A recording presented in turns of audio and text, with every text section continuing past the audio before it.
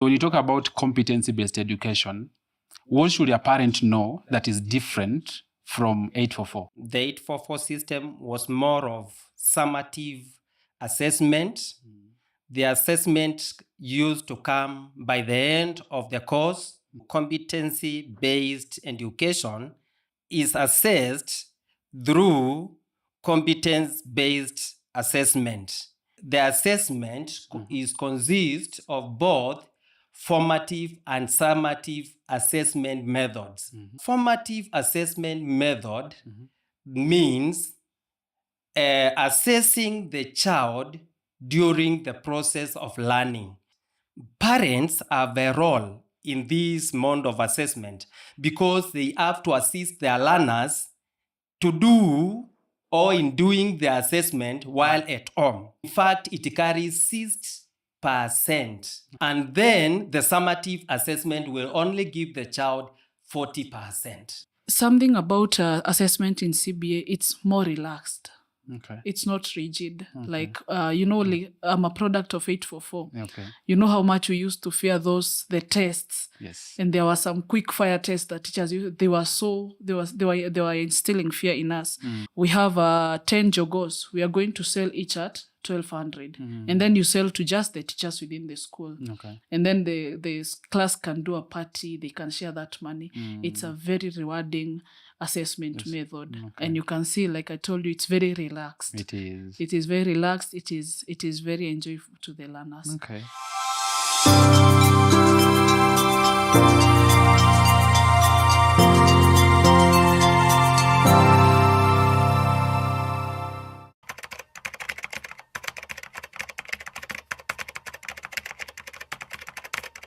Hello everyone, my name is Simon Mukwambo from Dignitas. Today hosting Dignitas podcast. And Dignitas, basically we are an education development organization that we empower school leaders and instructional leaders their skills so that can be able to implement the curriculum in an effective manner. Allow me to introduce my guests. They will tell you their names and what they do. On my left here. Thank you, Simon. I'm Moses Mudhini, end of institution from Machakos County. I have been teaching for the last 27 years, and I'm happy to be part of this podcast. Thank you, Moses. And on my right? Thank you very much, Simon. My name is Mary Ndutahoho, a primary school teacher in Nairobi County. I've taught for 8 years now, and I have experience in both 844 and CBC. I'm so glad to be here with you today. Thank you, Mary. Thank you, Moses. So, according to economic survey of 2014 on a difference between 844 system of education and CBE as a system of assessing learners, it talks about 50% of the learners were unable to transition especially from between grade 6 to Form 1. And one of the things that was observed from that survey that most of the learners were finding the system of education by then to be very rigid, and especially around developing the competency so that they transition seamlessly. So according to how I hear you, we are going to have a very seamless way of having learners to transition, because you are looking at a way of integrating what they are learning even in the real world through the assessment. So maybe I will also want to hear more, because you are teachers and you want also to share the real examples back in the field. What the government has done that you are happy about as far as supporting teachers on assessing learners, supporting teachers on how they can develop their competency? What do you think that the government has achieved so far that you can celebrate about? Okay, so far, the government is trying to train teachers through a program they call retooling, so that they can understand this new curriculum and how to assess it. Okay. So by doing that, they are trying to support, to empower the teachers on how to deliver this new curriculum. So that is a positive thing they are doing. Although they should train more teachers. Maybe before we get into what they should do more, can you tell us what? They need to train more teachers, because you find that in a term, they only train like one teacher and the head of institution. But this knowledge, we need this knowledge, these skills to be imparted to all teachers, because all teachers take part in assessment of the learners. Okay. Yes. Okay. Good insight. I hear about retooling and building the capacity of the teachers. Of course, there's need to continue building the capacity of more teachers. Mary, what do you celebrate about the government's effort in trying to build the capacity of teachers? So far, it's good. They're training the teachers, although not all. Okay. But another thing that they are really doing well is the supply of materials. Okay. The government is never late. Okay. Like last year they changed. We had the integration of learning areas where some were merged, and it has only been like 2 terms, and the new books already in school. So we don't have like a vacuum of learning materials. Also, through the Kenya National Examinations Council, they make sure that all the assessments for the year are available in good time on their website, that the head of institution just has to go and download both the project, all the exams. Yes, it is very good. Okay. Yeah. Good insight. In this government, in this country, we have tendency of always looking at the bad things. But we as teachers, because we are talking about developing an ethical learner, we need to look at celebrating the things that are good. What is due?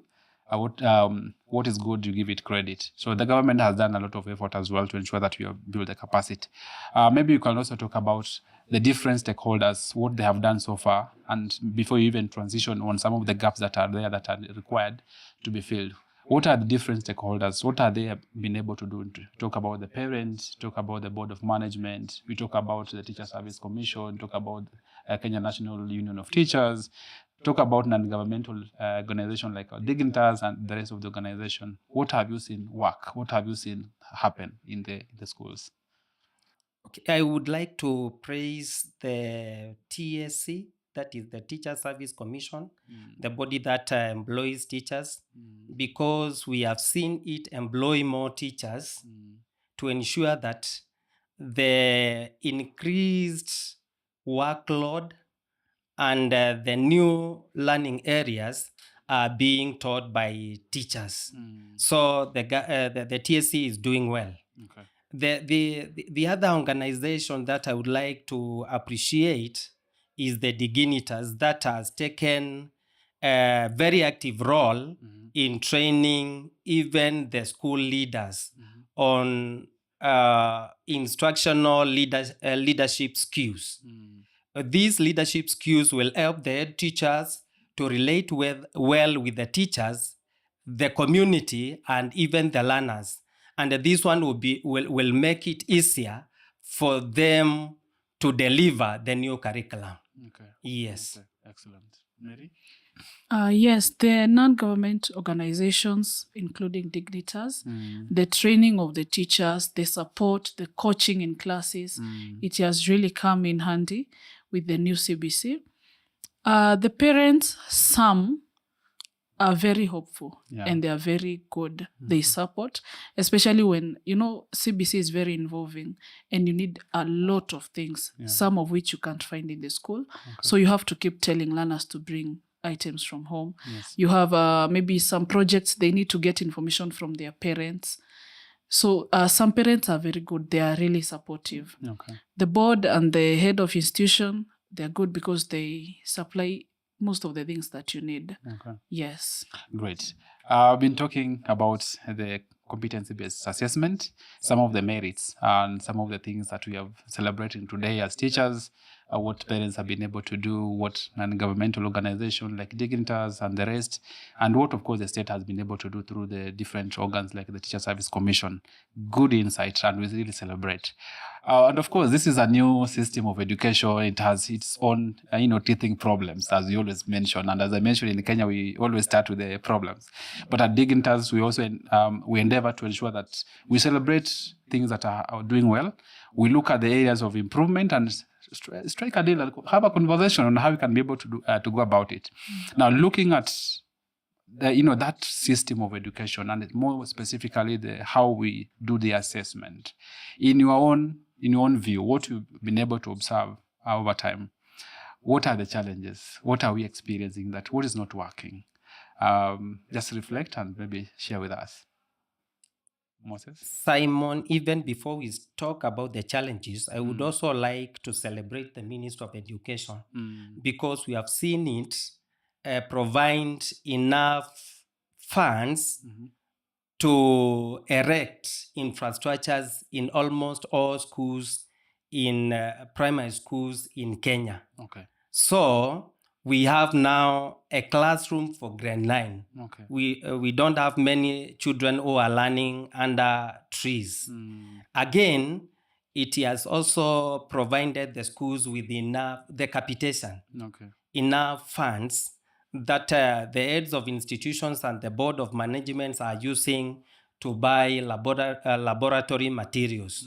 So, and I think ed teachers are not having issues with that. Okay. The challenges that we are experiencing. These are more flowers to the government. Yeah, you know, we say give credit where it is due, right? Definitely. The government are good people All right. sometimes. Yeah. But they have really tried. They have really tried in Okay. terms of infrastructure because of those infrastructure funds. Okay. The CBC materials funds, the heads of institutions are using them to buy materials for the teachers and the children. Okay. So we don't not have a very big challenge. Thank you, Moses, for praising the government. Of course, it's our government, and what they are doing right, we have to mention. But in our next episode, actually, we'll be looking at challenges, especially around the pathways, around the grade 9 and stuff. But just for purpose of this conversation, we still want to build more on competency-based assessment. And one of the challenges that we've had is about parents' misunderstanding, because we talk about 844, to CBC. Now we are talking about the competence-based education. And today talking about competence-based assessment, which we've all agreed that is a very good system of way of assessing learners and being able to tell if they can transition or take a certain pathway in their life. So what are the challenges that you've seen or observed over time as you continue to assess learners using this new way of observing learners, or rather assessing learners? One of the challenges is the lack of adequate training by the teachers. Teachers need to be trained on how to interpret the rubrics so that they can be able to score the learners well. Okay.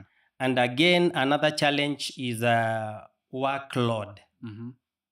Although we are saying that the government has tried to employ teachers, we need more teachers, because when you go to the rural schools, most of the rural schools, you will find that the population of the learners is high, and we have few teachers. There is a lot of understaffing. Okay. And so teachers are very big workload. So the government needs to do something. Again, we have another challenge of ignorance of the parents. Okay. So parents are ignorant of the new system of education. They need a lot of capacity building so that they can understand their role in this curriculum. Okay. Thanks, Moses. And I'll be cycling back in a few just to understand. When you talk about the ignorance of the parent, whose role is there to build the capacity of the parents? I'll be cycling back, but maybe I could hear also from Mary. What have you observed? What is the challenge? The challenge that I have personally experienced in class is the ratio of teachers to learners. Okay. There are very few teachers. The teachers that are there are few, and they are not even well trained. Okay. So it becomes a challenge because most of us are still using the 844 ways to teach CBC. Then when it comes to lesser teachers, you find a class, for example, the school I teach in, I have 100 learners in one class and I'm only one teacher. Okay. So you find it very hard to give individualized attention, and you'll find some learners are missing out because you don't have the time to go to each learner. 100 learners with 30 minutes in a lesson, even if you give them 1 minute per person, you'll only have gone to 30 learners. Sure. Yes. So maybe the government can employ more teachers, even if it's on contract. Yeah. Yeah. About what Nani has talked about, Simon has talked about, it's Moses. No Sorry, worries. sorry, Moses. Yeah. A misunderstanding. It's a misunderstanding. I don't think the parents are ignorant. Maybe they are misunderstanding. Okay. And I don't know. There should be capacity. I wish they could do it maybe in primetime news. Maybe they give a section like 10 minutes. They teach about curriculum so that parents can understand. Okay. They stop being so rigid in the ways of the past. Like the parent come to school, you're giving the results, and they're like, a position. We don't have positions. They don't want to understand. Okay. They don't want to understand now. The new way of ranking. Yeah, we don't There's no rank. ranking. Yeah, Okay. we are used to, if your child is number 1, they are doing good, even if they're getting 200 out of 500. Yes. As long as they're number 1. So they don't understand. Again, when you send for something, they're like, that teacher just wants to get things from us.